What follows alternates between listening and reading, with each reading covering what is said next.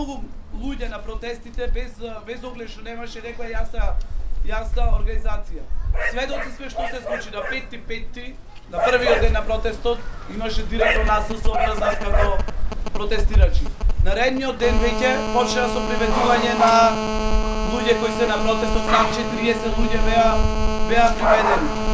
Наредниот ден веќе почна по телефони да вика студенти да дојдат на информативен разговор на таа фита да ги приведат. Уште 10 нови приведени. И се случи вчера Куманово. Ситуацијата се менува од ден на ден многу брзо и она што во вторникот на 5.5. почна како стоп за полициска бруталност или како барање правда за Мартин Нешковски, барем од страна на стоп за полициска, мислам дека денес е сменето, дека денес е многу поразлично и дека денес нас барањата треба да не бидат можеби различни, може тој марш, протест, настан на Facebook не треба веќе да се вика правда за Мартин Нешковски, може треба да се вика поинакво затоа што сега ситуацијата е многу различна. Од една страна, од друга страна, значи тоа сценарио, тоа што се случи во Куманово, веќе јас да придонесам на шпекулациите се, тоа што се случи во Куманово нас исто така не става во позиција да не смееме тоа да го занемариме. Затоа што жртви се граѓаните на Куманово и жртви се полицајците кои го загубија животот и кои се уште се ставени во таа опасност.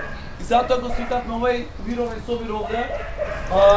Јас се обидов и во имейл комуникација да викнам представници од различни граѓански иницијативи, од Ајде, од Солидарност, од студентскиот пленум, од други иницијативи и други граѓани и активисти со кои комуницирам скоро секојдневно во последните денови, за да видиме што размислуваме и како да продолжиме понатаму.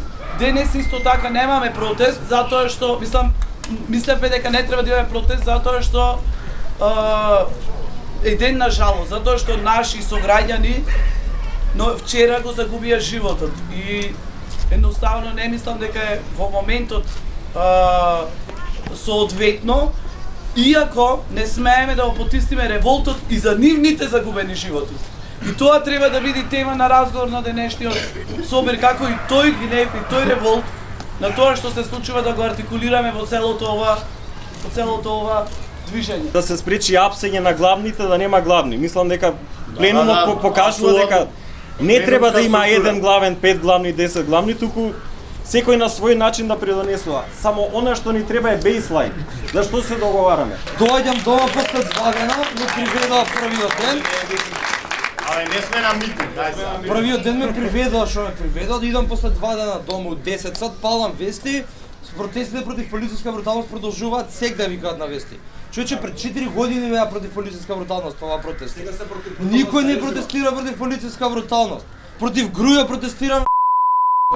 Мислам, ме е тоа јасно ми од старт, јас знам зашо отидов, јас знам зашо се вратив.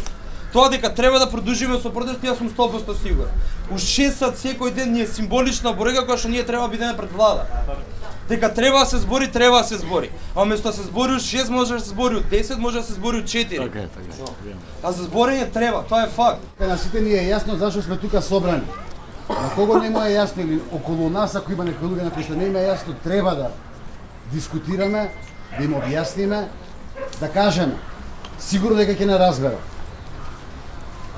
Мораме меѓусебно да се координираме, поклапаме, покриваме и поддржуваме. Треба да ни биде јасно дека имаме работа со овој никаков систем и мораме да се организираме во смисла на заштита. Затоа што ако не сме организирани, ако не се покриваме, ако не се заштитуваме, човек по човек се овие спремни да не сотира. Не постои ни една група во градот која што се организирала и искрено им оддала почит на загинатите полицајци денес.